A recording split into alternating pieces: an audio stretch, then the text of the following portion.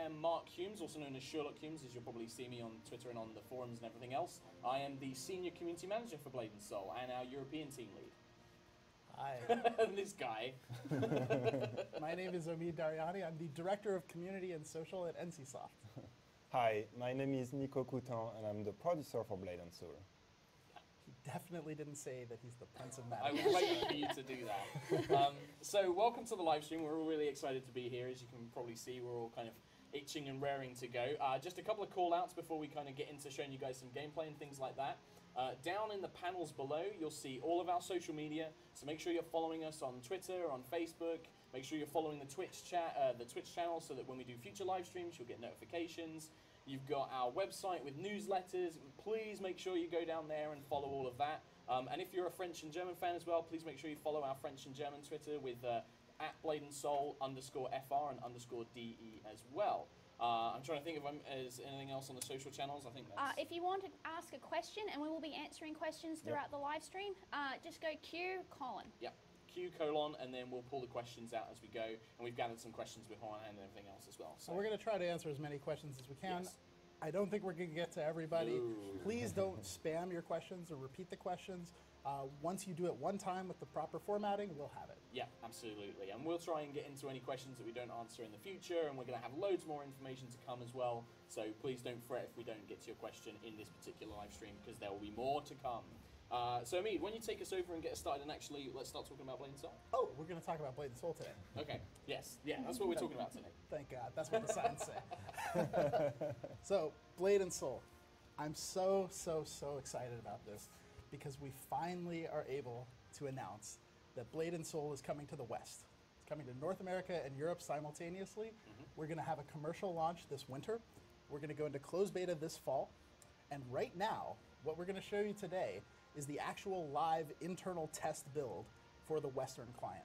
Now, the important thing to know, so Blade & Soul came out in Korea in 2012, massively successful there. It rolled out to Japan, excuse me, Japan, Taiwan, and China over the years, was massively successful there as well. I think has had concurrencies as high as 1.5 million in China, which is good even for China. One thing that's important to note is that in each of these regions, the game has been adapted to the region, right, or to the territory. Yeah. So the game in China is not the same as in Korea, not the same as in Taiwan. From a balance standpoint, from a business model standpoint, from a lot of different custom features. The same will be true for North America and Europe. The version that we're getting is going to be unique to these territories. It's going to be customized and designed specifically for these territories. Yeah, and like I've seen a few people like, you know, saying, is this going to be based on the China build or based on Korea? And as Omid pointed out, you know, this is customized for us. Like, it's not going to be, you know, just pulled from somewhere else. This is our version, basically. So what we're showing you today is, we call it pre-alpha. This is the internal build. Not everything, we really shouldn't even show this, but we really want to show it to you. Absolutely. So keep in mind that some of the translations, the localizations are very early. We're in what's called EN1, and Nico, can you explain a little bit about that? Sure, so EN1 is basically the straight translation from Korean to English, without any refinement. With Google Translate, right? No. It's a literal translation, so there hasn't been any changes, and it's obviously not what we're going to launch with. We actually have a huge team of writers here. They're probably watching us right now. Better be. But yeah, and our teams of writers is using this EN1 and making it so that the final version of the English will be way better than what it is right now. There's a lot of change that they need to make in order to convey the spirit of the game and the culture and everything. So it's a lot of work. Yeah, I think like there was an example I was kind of giving is that there are things in Eastern mythology and Eastern culture that we might Western folks may never have experienced before, and I'm sure that there are people who have, but for those who haven't, like things like a hopping vampire, right? It's not something we have in our mythology, so it's something that we just need to explain a little bit more and kind of give a bit more background information on. We're not actually trying to change anything. No. You're not going to be seeing any John Smiths or anything like that running around. It's just more to give that cultural experience and make sure that people have that understanding, right? Absolutely, yes. We're retaining the essence of the game. I mean, clearly it's a Eastern fantasy, and we want to make sure that that essence stays consistent with the scenario. And so a lot of our, while the westernization is more about being culturally appropriate and providing references that we are familiar with. We're keeping as close to the original as we can. Yeah, for example, I had never heard of Kung Fu before. But now they've explained it to me in terms I understand, which is like it's punching people. But really well. Yeah, fast and hard. And kicking. Yeah. You missed the kick. Sometimes kicking. Yeah, I'm still learning. But that said, Blade and Soul is a martial arts MMO. Yeah. Right? It's a complete, super over-the-top action game. We'll talk about it a little bit more in detail, but it's a martial arts MMO. It's going to be completely free to play, and we're going to talk over the next few months. You're going to be hearing from us a lot more. Yes. Over the next few months, you're going to get sick of us. Yeah, you are. Especially these two. Yes, especially me. And I apologize in advance for that. But we're going to be talking more about the business model, but rest assured, we don't want it to be pay to win. No. Absolutely not pay to win. And it's going to be free to play. And what we really want to convey right now is we don't want to separate players. We don't want to charge for content. We don't want to say you can't get into this dungeon unless you pay us $6.99, right? Because that segments the players, it breaks the players up, it keeps people from playing with their friends, and that just sucks, right? So we're not going to do stuff like that. And we want, and I think the main message there is we want as many people as possible playing Blade and Soul because we think it's a great game, it's a great experience, and we want as many people as possible to be able to enjoy it. You said that you don't know nothing. You know nothing about Kung Fu, but do you know what Wuxia is? No. Right. Okay. Well, I think we should probably talk a little about that because Blade and Soul is, it's based on this idea of Wuxia, and I'm not qualified enough to talk about that, so I'm going to let somebody else who does know a lot more about what that is to talk about it. So when you talk about it, right. So Wuxia is very roughly translated to be considered knights errant, or as you say, knights of the round table.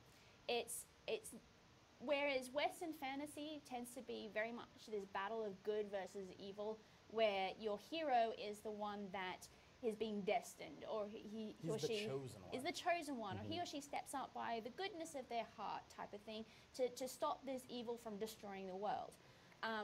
Eastern literature is a bit more personal. It's more about this concept of honor and justice and vengeance associated with that. So if you want to kind of look at it, is that someone did you a wrong, and you have to correct that wrong. You have to set things right. And it could be anything from, the fisherman overcharged you for your meal that night, or it could be, the emperor is corrupt and taxing people. Well, yeah, he's corrupt. He's taxing. He's destroying your family. He's destroying your people. He's being very not a very nice man or woman. He said some mean things about you on Twitter. But regardless, it's all about righting wrongs as opposed to having a clearly defined good and evil. And as such, we like to refer to it as kind of, especially with Blade and Soul, the story here is very kind of Games of Thrones-y. It's because Games of Thrones, there is Game of Thrones. Game of Thrones is very much about each character and their motivations. No one's pure good and no one's pure evil. And you'll find that with Blade and Soul as well. You as the protagonist, you are the hero. Your family, your clan dies. They get killed, slaughtered by this lovely woman behind me, Jin Se-yun. And you are left alive, but left for dead essentially. And you are on this trip, this journey of vengeance and revenge. And everyone that you meet has their own story to tell and their own feelings of needing to right a wrong that have come across to them. So this is a really engaging story that, in my experiences with MMOs, and I'm a big RPG fan, I've never come across anything so engrossing. Yeah, when you explain it that way, right, it reminds me of like Crouching Tiger, Hidden Dragon, or Kill Bill, exactly. 70s kung fu movies, right? I got a parking ticket, they killed my master, and now I got to figure this out, right? Yeah. Let's go. I'm going to whoosh my beard and pull out my sword and let's fight. And talking about beards, when we look at the character creation, and because there are many beards from there too. That's a great idea. See, that was a good segue there. That's how it works. Good job, Mark. Right. All right. I'm sensing a bit of sarcasm, but sure. No. All right, let's do that. So I'm sure there's a lot of folks that don't know much about Blade and Soul that are watching the live stream right now. So we're going to go over all the different races and classes so that everyone can have a good understanding of what we're talking about, right? And again, localization 1. So the things that you see on the screen are not necessarily final. All right, so there are 4 different races in Blade and Soul. As you can see here, the Jin, the Gon, the Lin, and the Yun. Again, this will be changed to Yun localization. Because I've actually, I was sitting in the chat earlier today and got that question, like, is that a typo? Why are we changing that? Specifically that one. So it's a little bit delicate, but essentially if you kind of elongate the word kun to something like kun.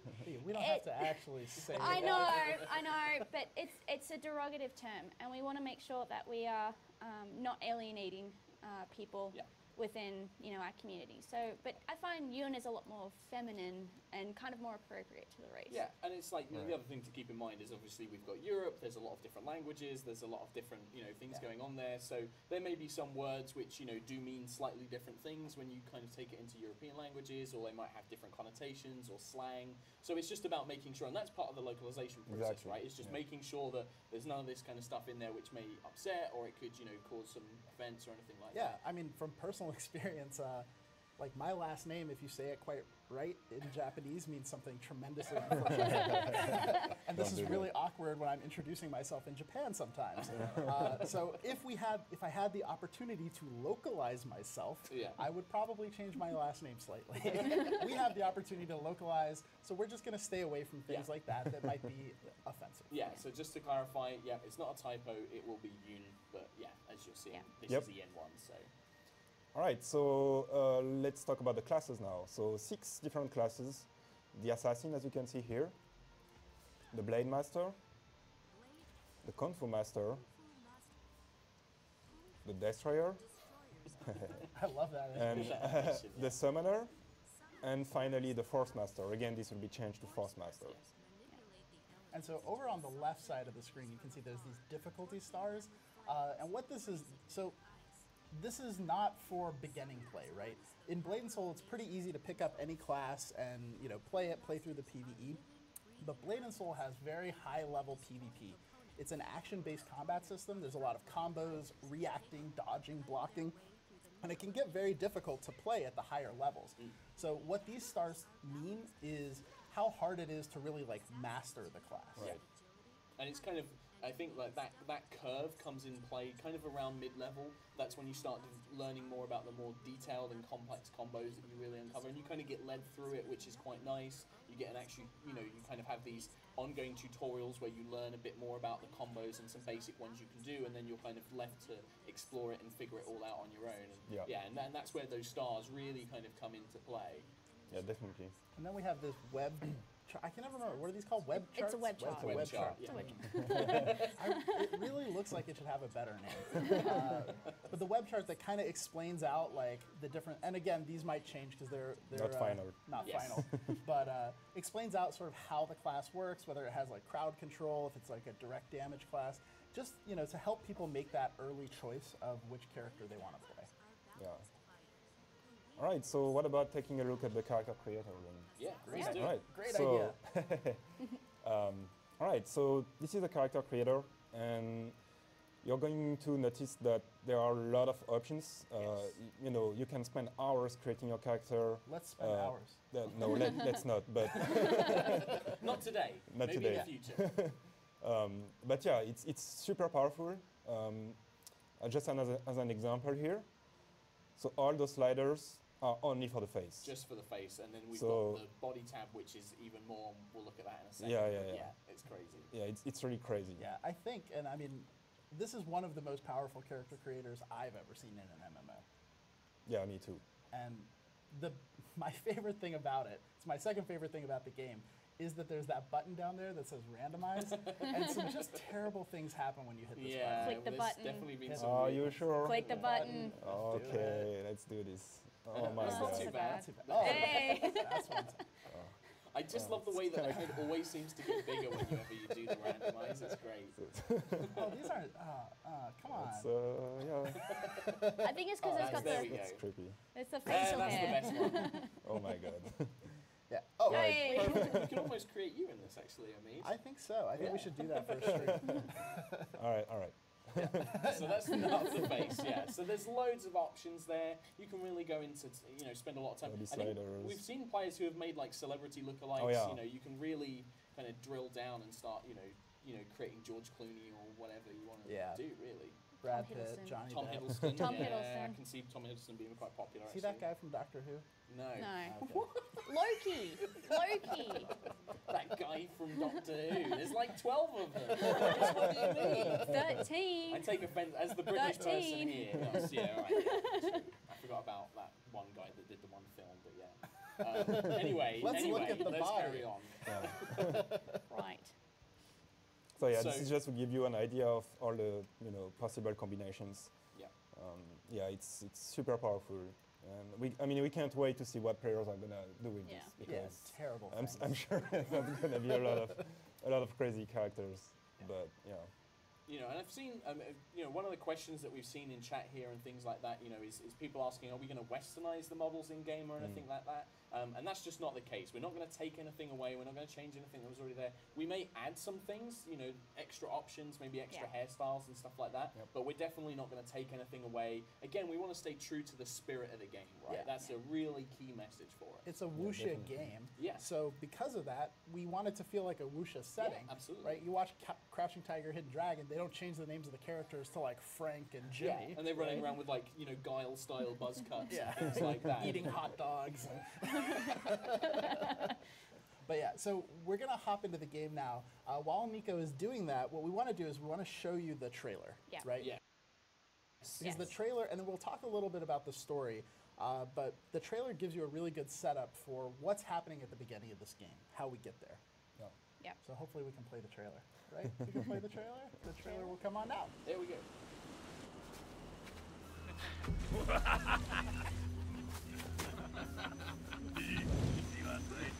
Totally wet. Oh, yeah. All over the place.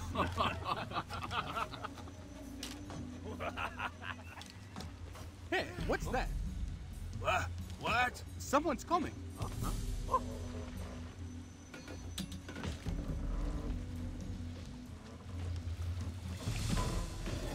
Hey, who do you think you are? Not the trailer.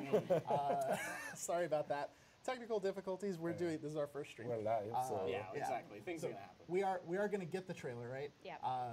But that's actually a video spoiler alert that we're going to show you at the end to talk about how awesome It the was a story teaser. is. Yes. It was a teaser to get you guys excited about showing off the cutscene later on. It is part of the story So- in the game. So while we do this, if you got it, perfect. Here it comes. all right. Here it comes. All right.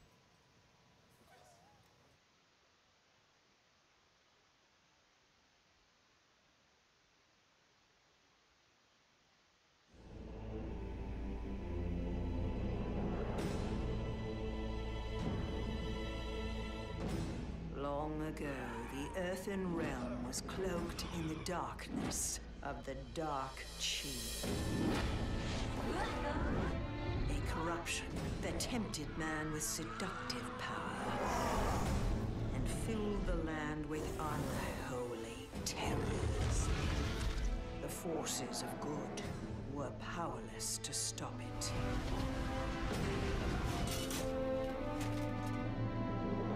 The gods took pity on us. They granted great power to 4 of our mightiest warriors and bestowed upon them a weapon with infinite power, the Twilight's Edge. Still, the battle to defeat the darkness was hard fought. Sealing away the evil came at great cost. Harmony was restored. The earthen realm was purged of corruption. And the people, once again, lived in the light.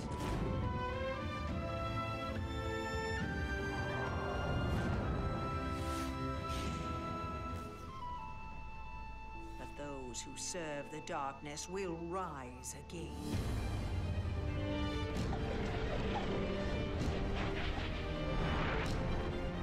With your master dead and the Twilight's edge in her possession, Jin So-yoon vows to destroy everything in her path.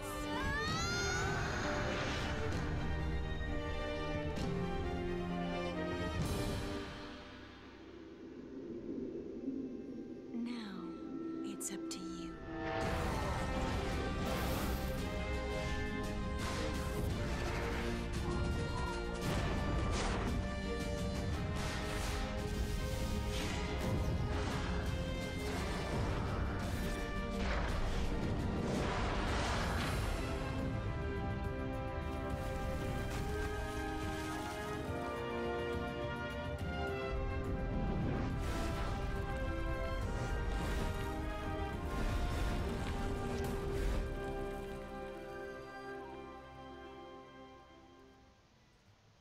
Product So that was not the yet trailer. rated. That was That the proper was a trailer. Yeah. Freaking awesome, right? Yeah, awesome. I'm so excited about that.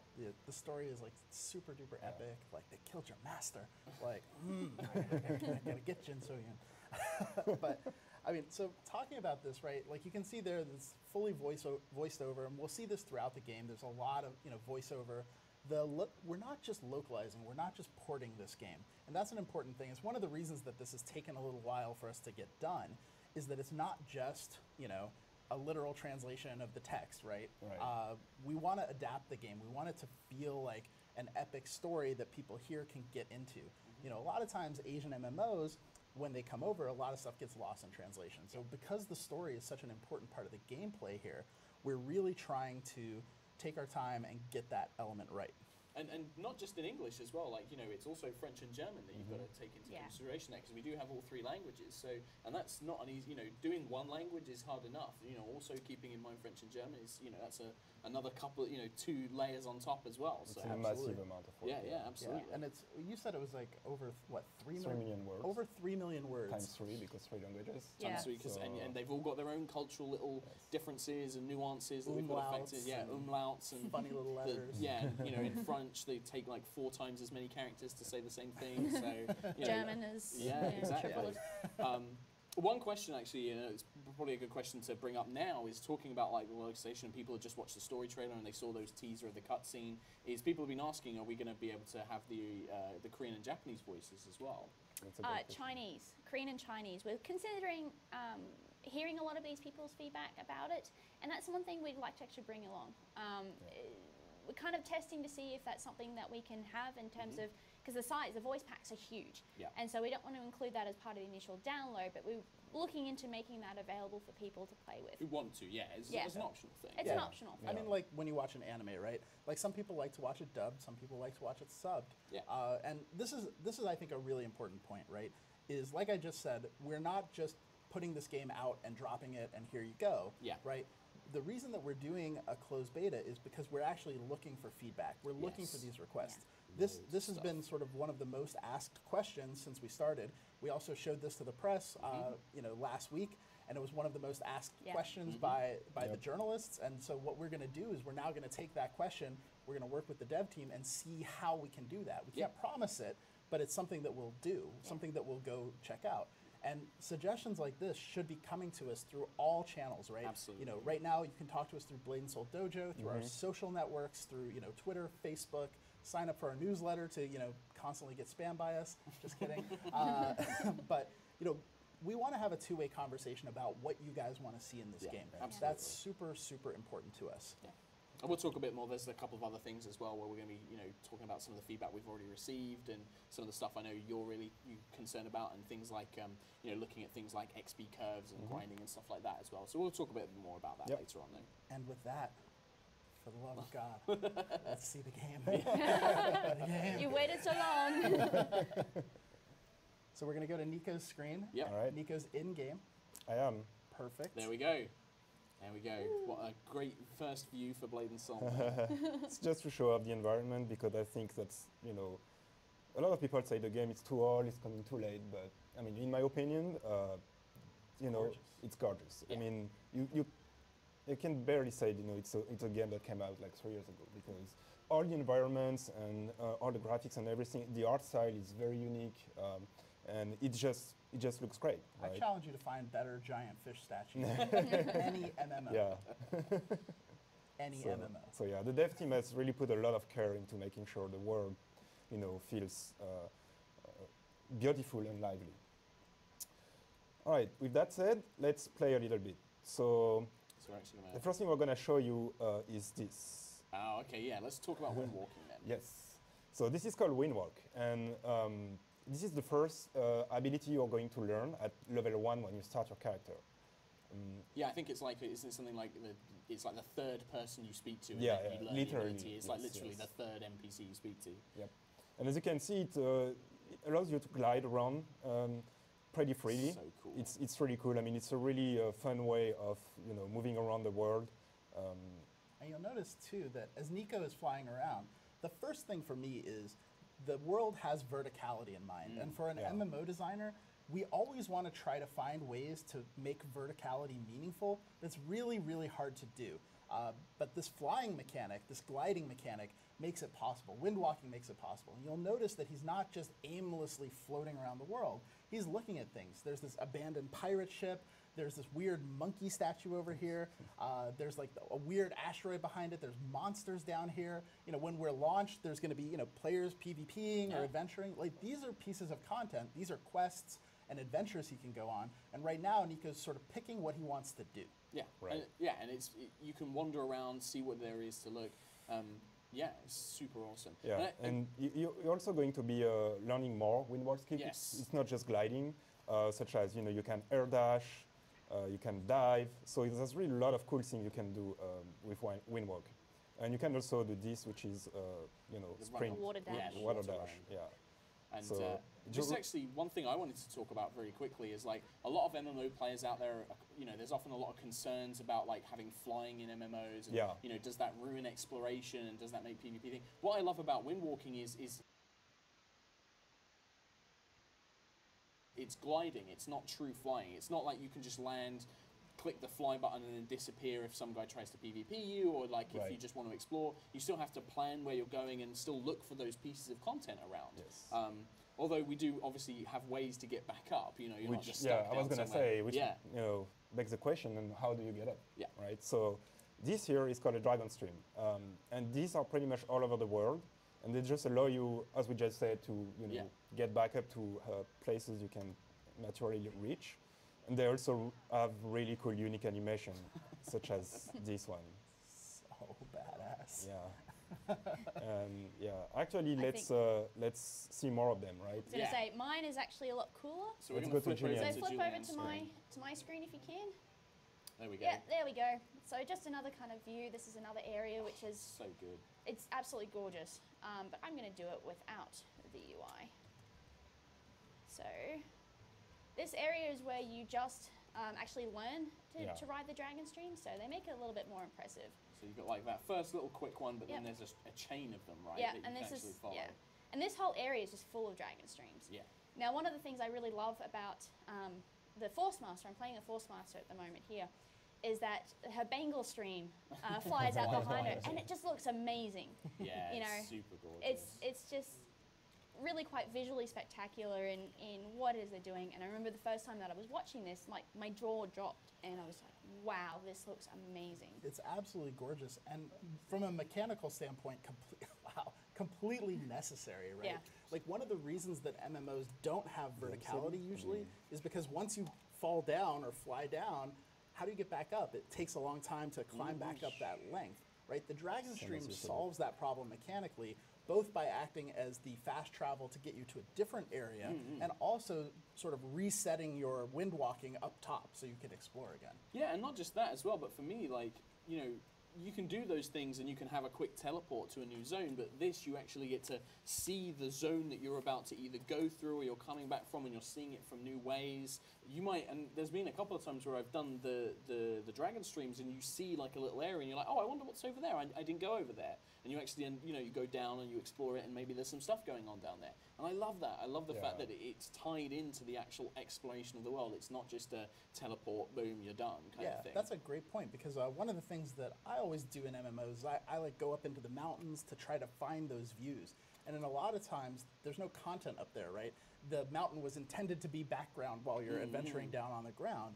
So I spend all this time getting up there. I'm like, wow, this looks nice. But as you've seen in Julianne's dragon streams here, there have been several times where she's landed for just a second somewhere just gorgeous and then moved on, right? So a lot of that work that I would normally do exploring the world is just built into the system. Yeah. There's a lot of design in this game that really solves some problems in other MMOs that have always kind of bugged me, that I think is just super, super sharp stuff. Yeah. And it's kind of neat too is that it'll open up little pockets of exploration that you wouldn't have necessarily seen. So I'm about to jump into one kind of neat area where there's a random house just on the top of the tree.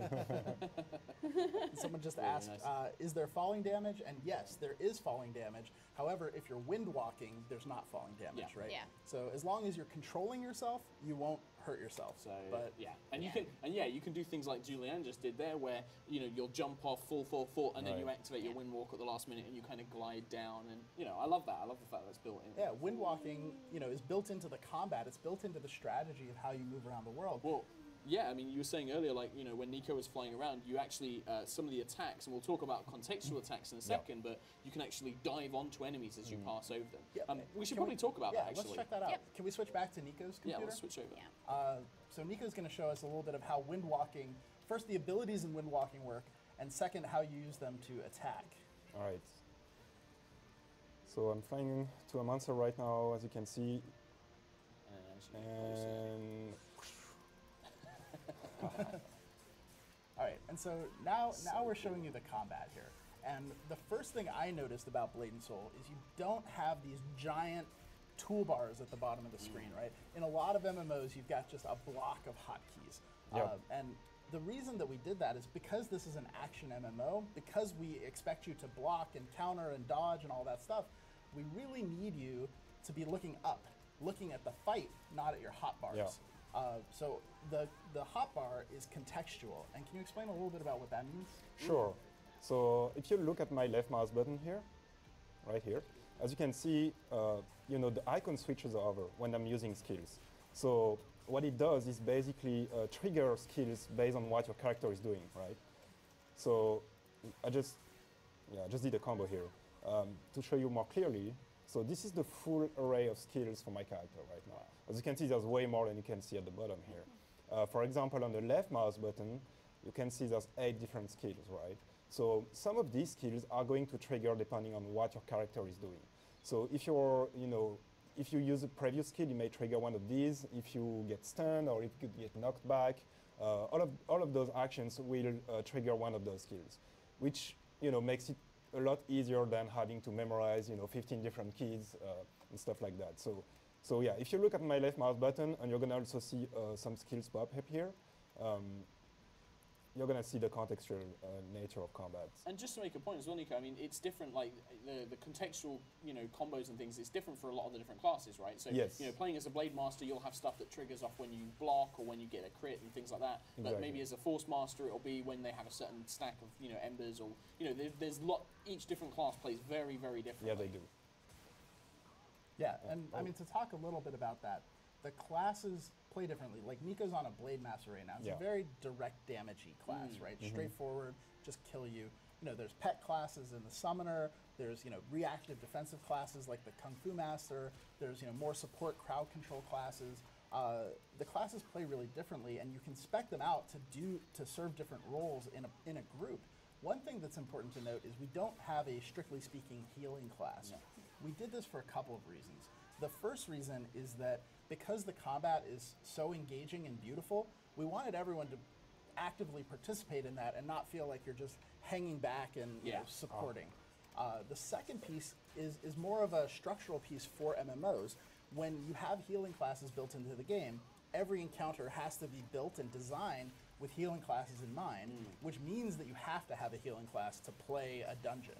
And that creates a bottleneck as we're all, the 5 of us are waiting for a healer to show up so we can go into a dungeon and actually survive. Yeah. So by removing the strictly speaking healing class, we also remove that bottleneck, and we make it so that each person in the group has limited healing and is responsible for keeping the whole group alive as well as taking down the objectives. Yeah, it's not like you can just in other MMOs you can, for example, like heal through damage and stuff like that. Like in this, you know, everybody has to play their part. And I've seen in the chat a few people kind of asking, you know, there are still support elements to the other classes. So like the Force Master, I think we're going to switch over to see Julianne's screen in a second, and we'll see some of that. But the Force Master has a lot more support abilities. They can clear like buffs and debuffs and things like that. So you know, if you are a support player, there is a role, you know, there are classes available to you. It's not like you're always going to be playing a melee offensive class, so. Yeah, and while we're switching over, one thing that I want to mention is, so for the last couple weeks, we've been going on press tours, we've been talking to the press, showing them all of this stuff. So kind of what Nico is showing you is what the press saw, and then what Julianne is showing you is kind of bonus content, right? This is all fresh. So this is all new and exclusive stuff just for you guys. Yeah, absolutely. Right, so when you saw Nico playing, he was playing against monsters. And the monster UI is, I wouldn't say simplistic, but they generally like to just attack, a couple status effects, attack. However, within the world, you'll be more likely meeting up with other martial artists in the group. And I'm just here with one right now, and I just pinged the aggro. And what they will do is they will block, and they will respond to you, and they will knock you down, and then, yeah, there we go. So actually knock you down. And pow. Yeah, it's almost like fighting a bad version of a real player. Yeah. But I think it's important too, like, check out what, as Julianne is doing stuff, not only does the hotbar change, but things pop up on the right and the left of the character, right? Some of those opportunistic abilities are only there for a second or two. Yeah, oh yeah, you gotta be quick. You have to, so you kind of like a fighting game, you have to learn what your character is gonna do. What does your character do when they get knocked down? What are your options? When you start a combo, what combo is going to be the best against a martial artist versus a monster? All of that stuff, thinking about that and learning that lets you play a lot of it by muscle memory rather than like looking down and mashing keys. Yeah. So I'm playing a Force Master, and she plays actually quite differently than the Blade Master. She has essentially stances. So her 5 is her primary DPS, and then you've got the Ice, which is more of a crowd control / defensive ability. You can kind of see it off to the side here. You can see the defense and then the fire. And but these stances trigger, if you see on the very bottom here, I have my fire abilities, and then if I flick stances, I move into ice abilities. So it's a matter of kind of balancing between the two and what's going on there. So I'm just going to kill her off for now, behind. And because this is action combat, I have to face my enemy. And if she's facing me, then she can easily block, whereas if I can go around behind her, then that's actually more beneficial for me as a ranged, rather than having to deal with her damage. Yeah. But I'm going to show off a couple of the really neat combos for the Force Master. This is my personal favorite and one of our internal favorites. So let's couple in there. She comes back. I'm a choking her. And I'm burning her. And out. I think you can throw them back as well, can't you, sometimes, like with certain abilities? Pow. So she just knocked me down, and I had a quick response. My status bar changed when I got knocked down, and I was able to recognize that and respond very, very quickly. So you have to be very much on your toes. It's not a matter of, oh, Mr. Bulbari over here has found me. And the ice stance is more about like snares and slowing people down, like crowd control stuff, and then fire's more like kind of damage, right? Yeah. Yeah, so damage is the DPS, this is the DPS side. So when talking about like your support roles, the Force Master can be a support role. She has abilities later on, which I'll talk about in a minute, but it's very much a, oh, I'm gonna get away from the poison bomb. So here's where you actually are defending and supporting other people. So let's do my other second favorite combo, up. Now, this ability, as you can see... I can see where this is going. Oh, I missed it. I can see where you're going with that. Yeah, I'll just wait for the combo. But that ability, again, changed her status bars. Oh, she's blocking me. And so, I'll do it again. Up. Do, do, do, do, do, do, do, do. Pow. Bye. Bye. Yep. Nice. Down. So, So it's kind of neat to play around with the environment. This is what regard. I'm just gonna do all day. Grab these dudes and throw them off the cliff. Or you're going to Yeah. use the summoner and use the sit on their head move that I know Yeah. you Yeah. were giggling about yesterday. Right. Oh, well, So, yeah, let's not okay. talk about cats yet. All right, so I'm nearly death. I'm going to let this woman. Yes, because we should probably talk about the yeah. die mechanic. Meditation. So, come on, kill me. Hurt Stop me, trying to hurt hit me me. and hit me. Oh no, she's trying to block me. Come on, I'll just add the aggro. So, in normal traditional MMOs, you have a very traditional death mechanic. Whereas if you die, you you die, and you have to resurrect a town. You have to come back and collect all your items and hopefully find your body and stuff like that. This is a little bit different because I found whenever I'm dying in a game, it ruins my immersion. I'm like, oh crap, I have to go back and do all this again and run through it again. So where I am right now, I'm actually exhausted or defeated. You can see my hotbars down the bottom here. You know, I've got to meditate, I've got to call for help, I've got an actual resurrect. If I wanted to go back into town, I'll hit that resurrect.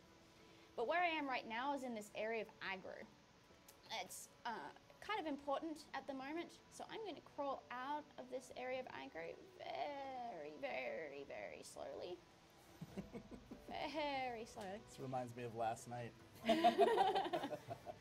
But so the idea of being in the area, outside of the area aggro, is kind of important because you need to meditate. And when you meditate, you spend a good amount of time just sitting there, regaining your health, getting yourself back in. Now, if I was doing this in the area of aggro, let's give it a couple of seconds.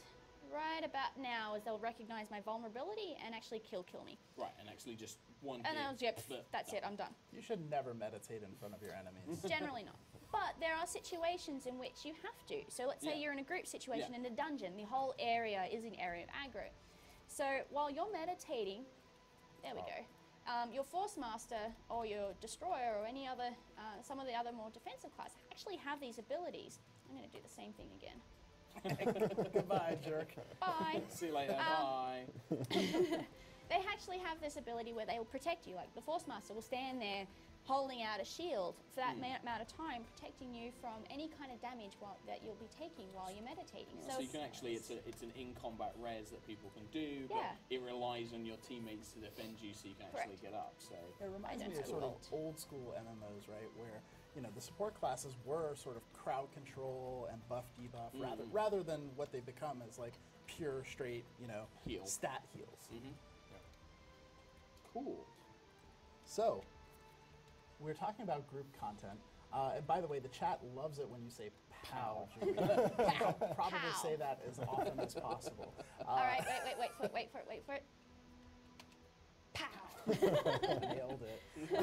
Right in the kisser. So, let's talk a little bit about groups, Yes. dungeons, and that sort of thing. Yeah, Yes. let's we flip wanna- over to Nico. Yeah, swap over to Nico's Switch screen. over. There we go. Perfect. So Nico, take us through a little bit of the group content. Sure. So this is the world map. There are actually 2 continents here, but in the lore there are 4 continents, which 2 of them have not been revealed yet. And I'm currently here. This is kind of a mid-level zone. Starting area is here, and the end game content is here. So there's really one neat feature on the map is that if you mouse over some of the dungeons, you can see there is a tooltip that pops up, which gives me a lot of information about the dungeon. So as you can see, it gives you the boss name, the number of people you need to run the dungeon, and most importantly, it gives you the reward list, right? And as you can see, it's both cosmetic rewards and as well as weapons and armor stuff kind of rewards. So it's a really cool feature because usually you would have to tab out of the game, go look for that information on some website or something like that. This is readily available directly from the map here. And let's talk a little bit about the dungeon system. So one really interesting feature about it is that it's a cross-server dungeon system, right? So whenever you want to run a dungeon, you're going to go into a lobby, and it's going to match you with other players of the same level. But it's going to match you with a huge pool of players because it's taken from all servers, right? So even if you play during an off-peak time or a server that doesn't have a lot of population, well, guess what? You're still going to be able to find a group. Yeah. Yeah, and so, So, yeah. One thing I just want to remind people really quickly is if you put Q:, and then ask your question, we're recording those. We're going to spend some time at the end answering questions. We're trying to do it as we go. Obviously, we're not going to answer every question. What I really want to touch on with what Nico is talking about is there's two pieces. So most MMOs, like cross-server dungeon finder, right? The thing with, where you can see the drops on the screen, these are really nice features, but for an MMO that's launching, they're really considered nice to haves, right? Yeah. Most games don't launch with like a cross-server dungeon feature. One of the advantages of us, having had this game out for a little while in Asia is that we have a lot of features that don't normally exist in a launch MMO. Additionally, we've spent years squashing bugs. We've spent years balancing classes, balancing content. So the game is going to ship in a really good spot. Yeah, absolutely. And it's, one of the questions, one of the things that we've seen asked, if, are we going to have, the latest skills and, asking about, like, is it going to be balanced? Are you going to make any changes? It's like, well, we're going to have the most, up-to-date version.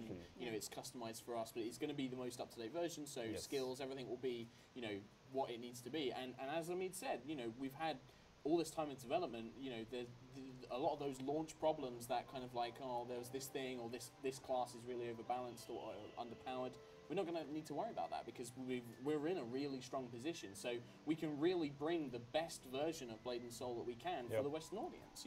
It's a good position to be in. Absolutely. And so we're going to launch with the most up-to-date version of the client, but one thing that's important to note is where we are in the story, right? Story is super important to this game. In Asia right now, there are 6 acts to the story. You can view an act sort of like a season of Game of Thrones, right? We're going to ship with the first 3 acts of the story.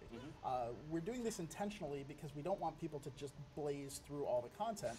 But really, one of the important things is 3 acts is a tremendous amount of content.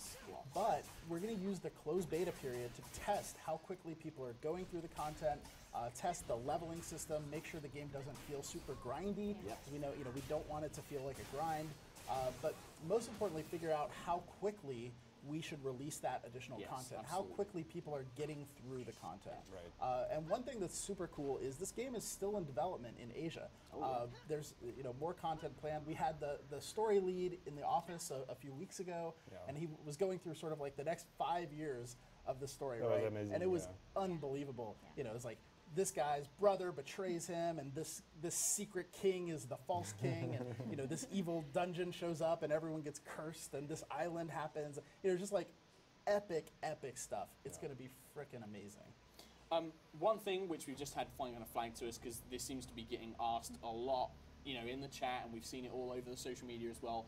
Will it be censored? Like, we're seeing that all the time. Do I get to choose? You can, right? Sure. Yeah, go on. The entire screen is just going to be black. Yeah. You're not going to be able to see anything.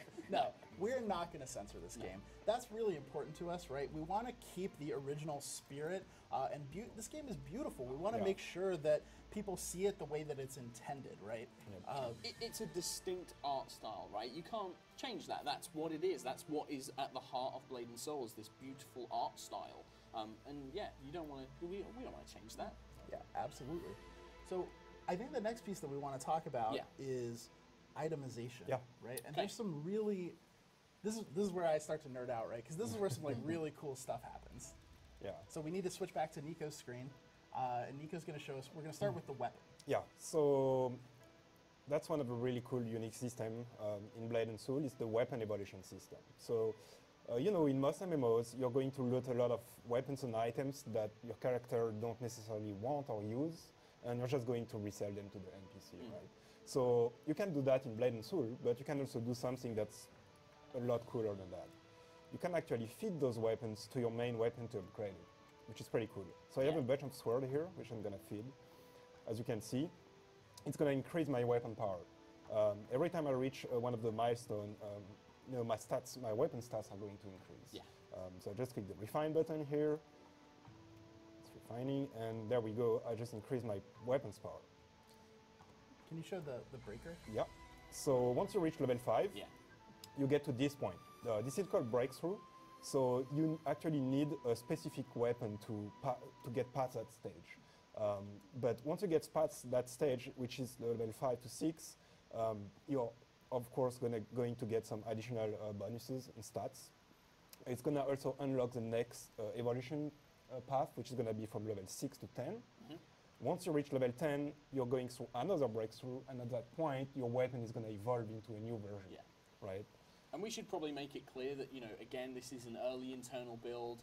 You know, I've seen a few people commenting on the prices of stuff and looking at, you know, rates and things like that. That's going to be changed. You know, that's what we're going to look at feedback for. You know, this is a very early build, guys. Don't take anything too to heart. You know, things will get changed. Yeah, so. what we're showing you now, just to reiterate, because I know a lot of people are coming in.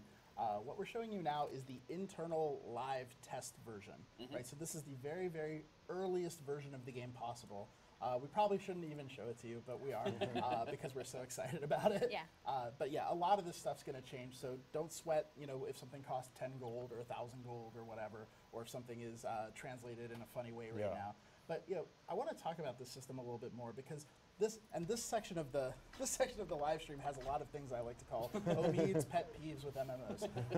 One of my pet peeves in MMOs has always been this idea that you're going on these epic adventures, right? You go to this dungeon no one has ever explored, kill this ancient boss that, you know, has terrorized the land. You take all these epic weapons that you collect and you go back to like a pawn shop and you sell it to a guy for like 8 copper, right? And that doesn't feel epic to me at all, right?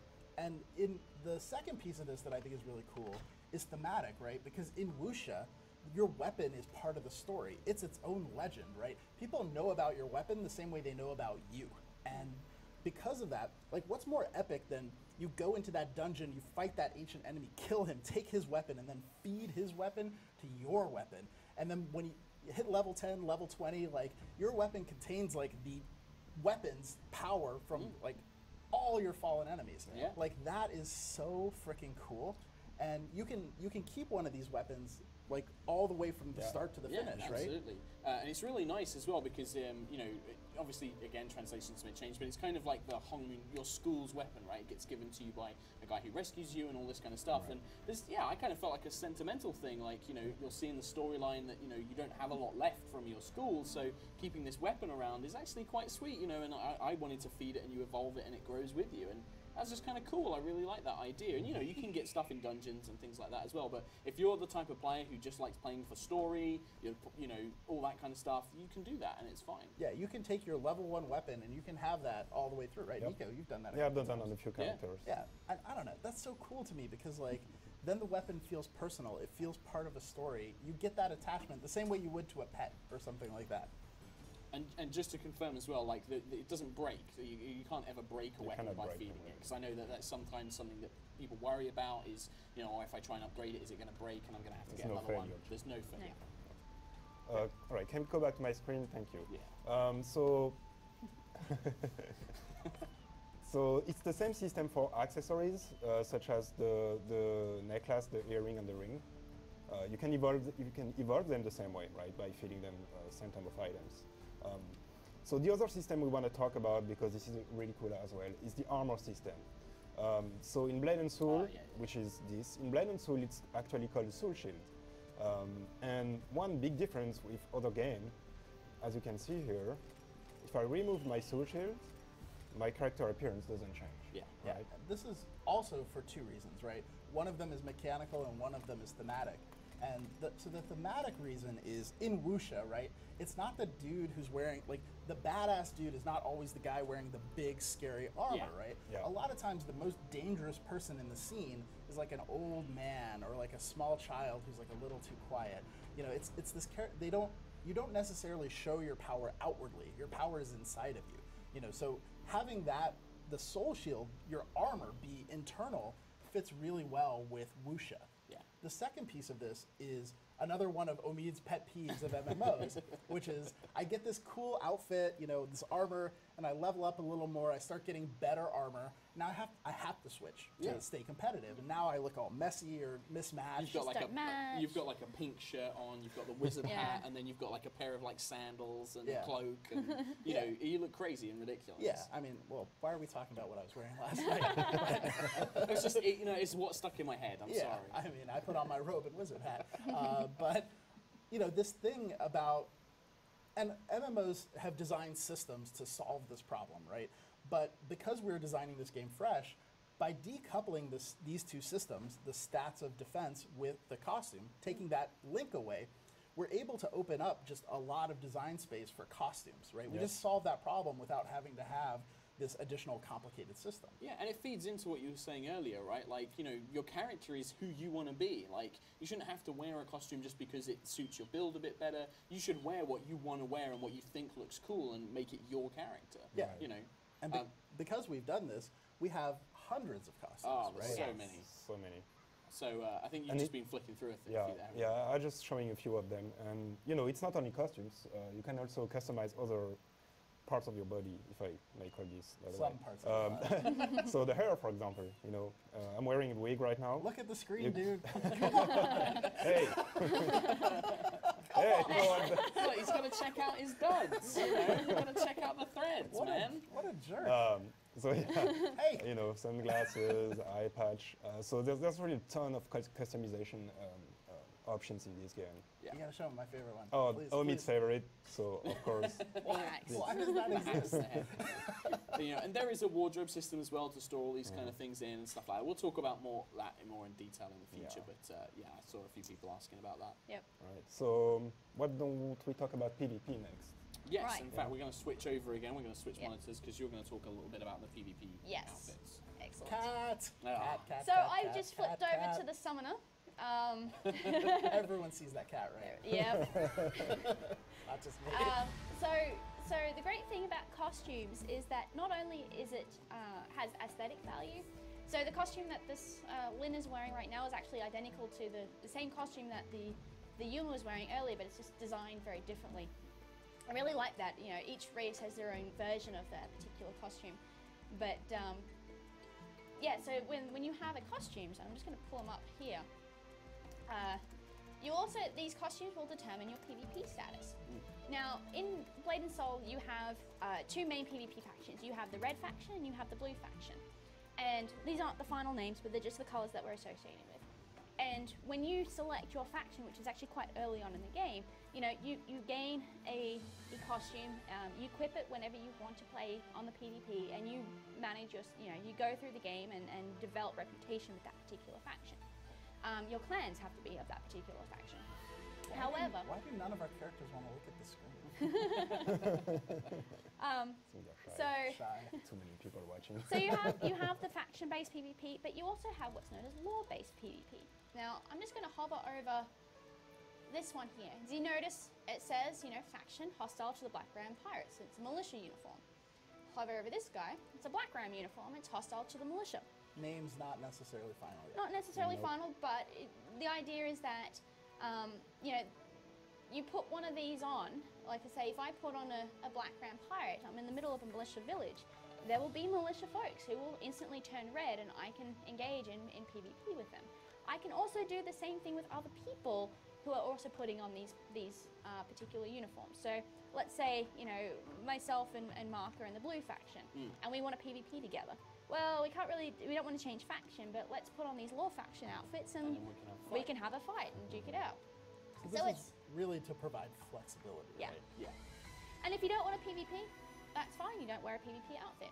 But I'm going to pop on a blue faction outfit.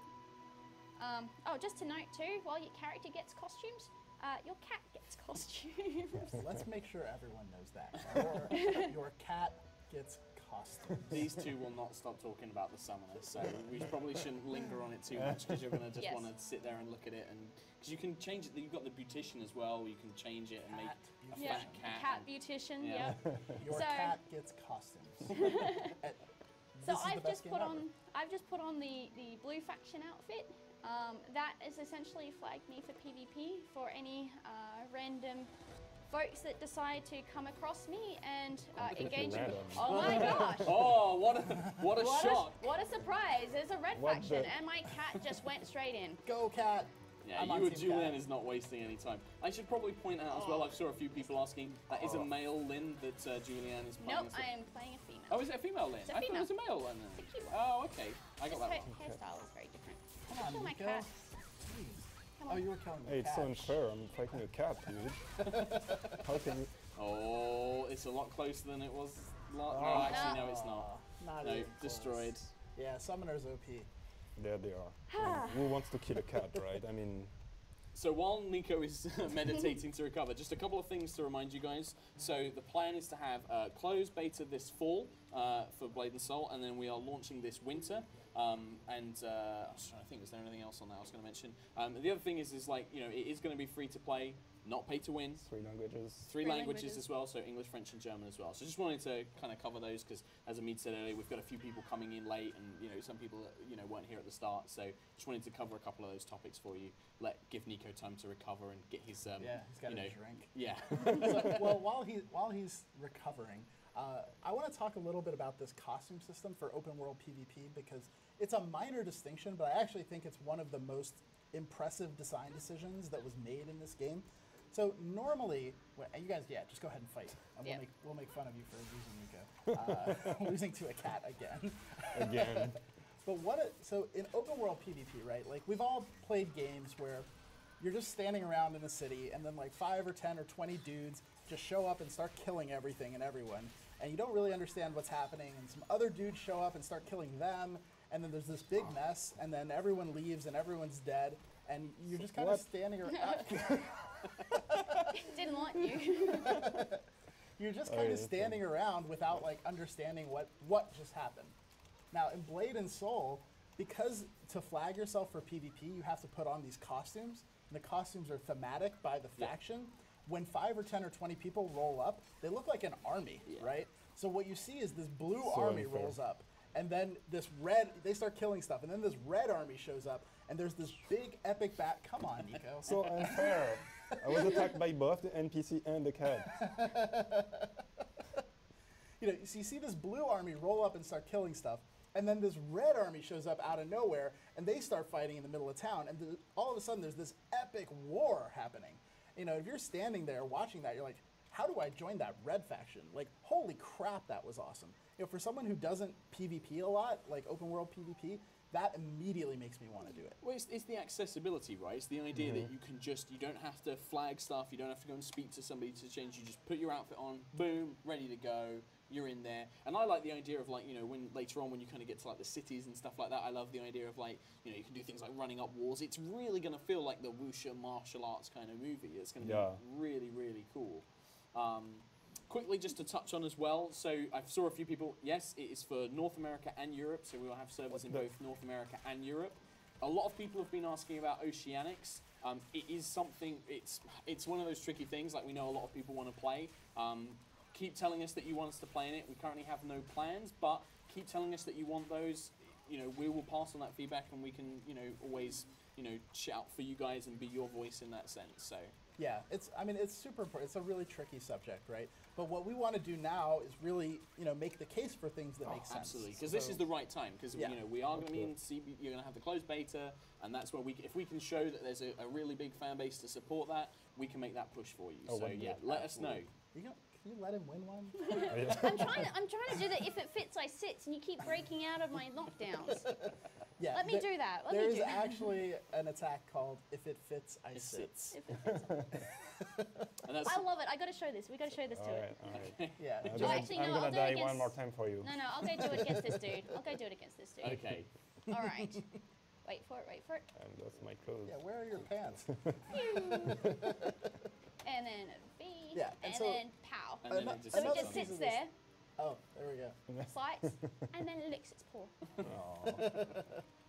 There's also, at the beginning of this game, if Let me you're a heal summoner, myself. you get to interview a bunch of cats and determine which cat is the right cat for you. That's pretty cool, yeah. That's really, honestly, it's the best part of this game. Oh, wait for it. I Here's another spent one. about 45 minutes And doing a giant that. bang. I have a feeling that the office is going to be a lot of Lin summoners, and then me and you, I'll be a Kung Fu master, and you'll be a Blade master, and that's it. And so while we're on the subject of PvP, in addition to open world PvP, there is high-level arena-based one-on-one PvP that is being played as an esport in Asia right now. Yep. It's super intense. The characters are balanced, so your armor set is balanced, your weapon is balanced. Yeah. So it's kind of like a fighting game where it's skill against skill. Yeah. And even the UI, like, you know, the spectator mode that they use in the tournaments, and there's on the NCSoft YouTube channel, you can actually watch some of the stuff out in Korea, and it's kind of got the classic punk rocky sport music and like guys looking very serious like this at the camera and things like that. But they've actually got like almost like a fighting game UI, so you have like the health bars at the top, a number of rounds and things like that. And I love that. I think that that really contributes to the feeling that, you know, this is, you know, the competitive PvP is really skill based, and you know, if you're good at what you play and you're good at what you do and you know how the other classes play, you can really do well. And you know, it's about player skill. It's not about gear or time spent and stuff like that. Yeah, it's gorgeous. We'll see people streaming it. We're going to look at esports for the Western market as well. Yes. As you know, as people adopt the game, if they're playing it, if it's going well, we'll look at embracing the esports side of it, because they've already had world. Is he winning? It's close. It's closer than it's ever been. He already killed the cat. Yeah, he's killed the cat. He's following around. I feel like Julianne is sandbagging here. Yeah. Oh, so close. So the great thing about the summoner, I don't know if people notice, but this is the closest you probably get to a healer class, because she has abilities that drains hit points. And I was able to transfer health from you over to myself. Nice. Cheating.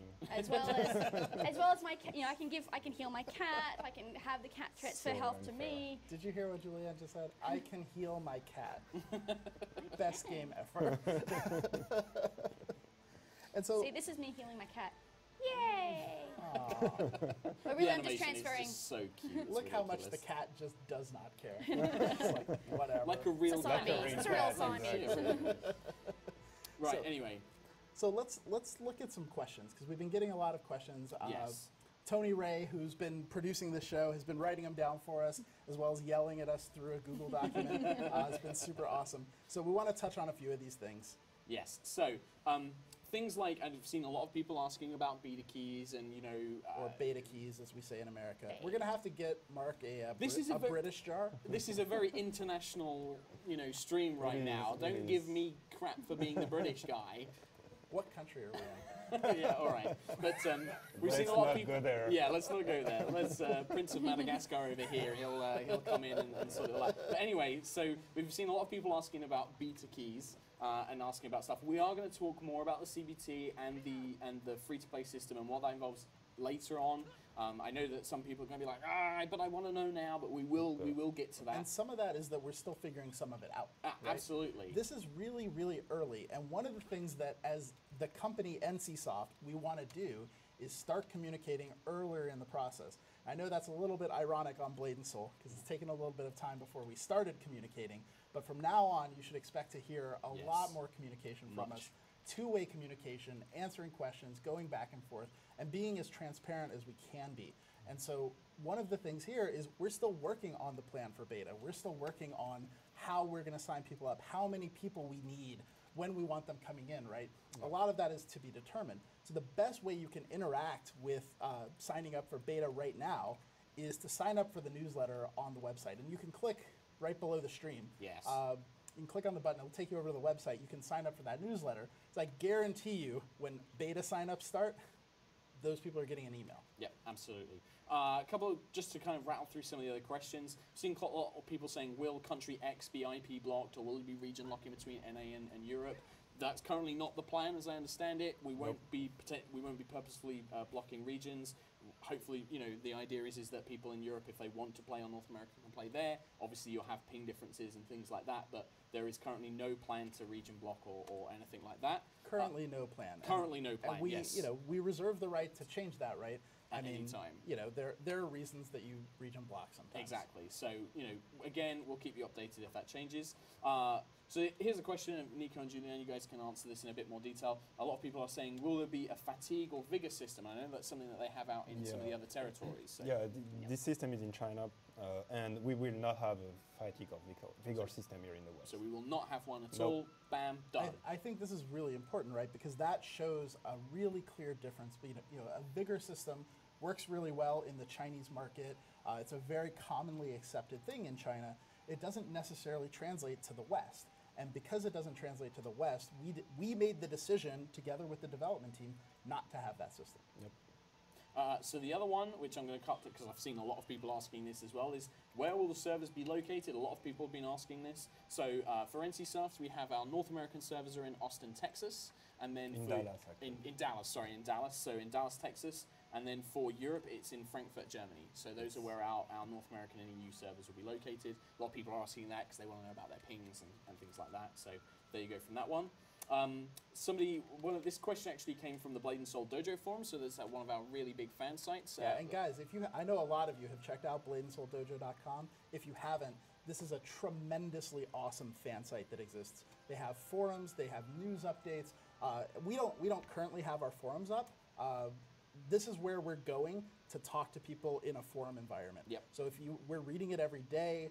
If you want to post something there, if you want to talk about the game, if you want to discuss it, that is absolutely the best place. Yeah, and a big shout out to those guys because you've been supporting the game for a really long time. Thank you so much. And the question we got is will there be contests, in-game events, holidays? Yes. All of those things, we've got some really cool contests planned for the build-up to launch and then post-launch. There's going to be events, there's going to be in-game events, there's going to be holidays. Really, really keen to do all that kind of stuff. That's something I'm really, really keen to do. So that's definitely going on. Next question is, I've seen people asking, can we transfer characters from Korea to China? So I'm guessing there are people playing on those. That's not something that we're going to be offering, as I understand it. No, we can't do that. Yeah, so that's the answer on that one. Will there be a fan site kit? Yes, that's coming soon to the website. There'll be wallpapers and media and everything you can download. So if you want to build a Blade and Soul fan site, or if you've got a YouTube channel that you want to do and you want assets for that will all be in there as well. And what we're going to do there is we don't have it up yet. No. If you want to know when that's happening, make sure you follow us on Twitter and on Facebook, but particularly on Twitter for this kind of information, because Twitter is a place where we do a lot of sort of the two-way communication. And as you can see, when we pull up the big screen, it'll actually have our Twitter accounts underneath, except for Nico, who I don't think has Twitter, right? I'm dark. Nico's dark. You're gonna fix that, right? But you can contact us individually or contact at Blade and Soul. Yeah. And by following us there, I guarantee you when we have that fan site kit ready, that's where we're gonna post it. Right? Absolutely. Hey, this is all set. Come get it. Just looking through the chat, there's been a couple of things. There is, obviously, as Amid said, I said, we've all kind of said, there are going to be some things that we're not talking about today or that are going to come in the future, and there's some questions we're not going to be able to answer. Things like, as I said, the business model and stuff like that. Yeah, a lot of people are asking about founders packs, and the honest answer is we haven't determined yet. Okay. We're still working on the business model, the strategy, that sort of thing. What we're ready to talk about is that it's not going to be pay to win. It's going to be completely free to play, and we don't want to segregate players by charging for content. Yeah. And just to reiterate again, no, we're not censoring it. I've seen even more people coming in going, is it going to be censored? Coming in late. No, that's not the current, we're not going to be censoring it. So that's the case. I guess we should start wrapping stuff up now and just kind of, again, we've got so to reiterate once again, it's closed beta in fall, launching this winter. Go and check out all of the social media in the panels below. It's got links to the Twitter, the Facebook, everything down there, the YouTube channel. Make sure you follow us here on Twitch as well, so that when we do our next live stream, which will be soon, you'll get updates on that as well. We're going to have the video on demand up as well. So if you're coming into this at the last minute and you missed some of the earlier stuff we were talking about, that's going to be going up as well. And I believe it will also be available on YouTube. And yeah, I'm trying to think, is there anything else? The last thing we want to do is you may remember earlier in this podcast when we began playing a video that was not the video we intended to play. The teaser. Yes, the teaser. So what that was, or what that is one of the cutscenes in the game. And we want to show you that, and then we're actually going to play the trailer again after that, just because so many people are asking to see it again. But this is a cutscene from the game. There's tons of these, right? We talked about how important the story is. The story is very personal to the player, right? They're on this journey. The experience of sort of leveling up through the main quest line is a story-driven experience. Yep. So every time you sort of hit a new plot point, every time you meet a new major character, you're going to get a cutscene of this quality, right? It's fully voice acted in all languages. Now, for this one that we're going to show you, there are subtitles, and the subtitles are in EN1. They don't match. So if you've ever wanted to see what it's like to work in the game industry, this is a piece of super real knowledge, right? Yeah. This is what happens is that scratch track, the EN1, the literal translation, comes to our writers who look at it and say, what is this? And then they rewrite the scene to actually make sense with the spirit of what's going on. But as you'll see, the characters aren't necessarily saying exactly what the subtitles say. So this is an early version. I also like to say, for people who don't know about wuxia, there's a really cool lesson about wuxia in this, which is that the character who moves the least is the most dangerous one. Yes. So so enjoy this one, and then we're going to play the trailer afterwards, and we're that's gone. gonna be it, and that's it. So thank you so much for joining us, guys. Really excited to be here. There's going to be lots more information coming soon, and so that's goodbye from me. Yep. Thank you, Julianne. Thank you, Nico. Thank you. We will see you next time. Thanks everybody. Bye.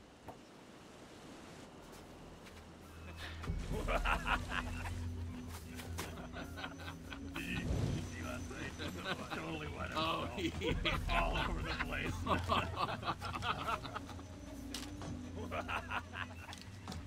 Hey, what's that? What? Someone's coming.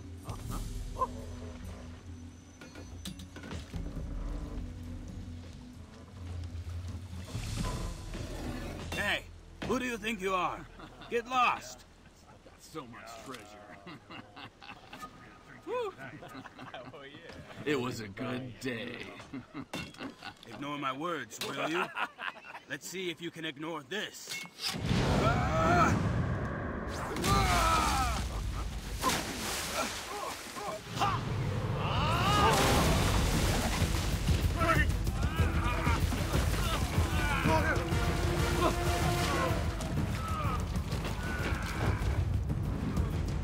Over there!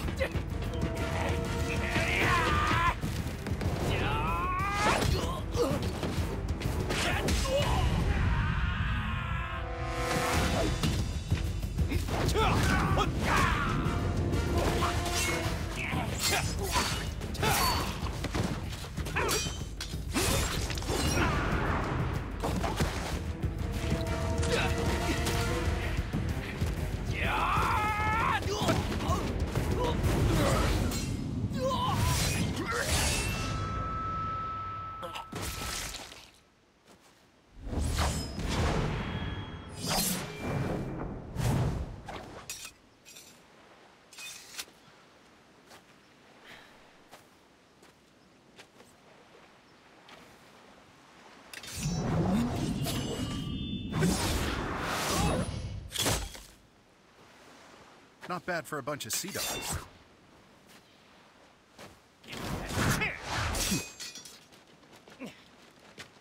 How dare you! We are the Black Rat! My, such vigor.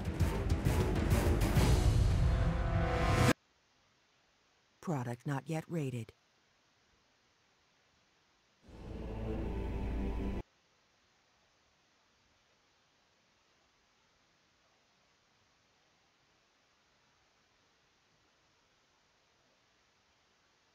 Of the dark chi. A corruption that tempted man with seductive power and filled the land with unholy terrors. The forces of good were powerless to stop it.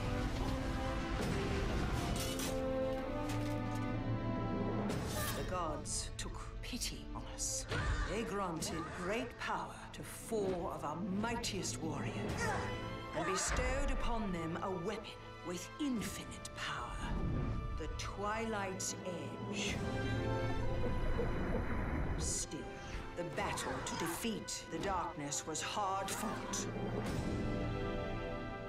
Sealing away the evil came at great cost. Harmony was restored. The earthen realm was purged of corruption. And the people, once again, lived in the light.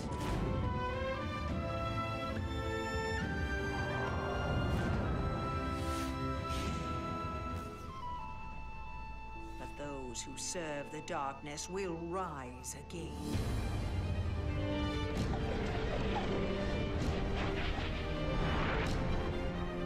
Your master dead, and the Twilight's Edge in her possession, Jin Soyun vows to destroy everything in her path.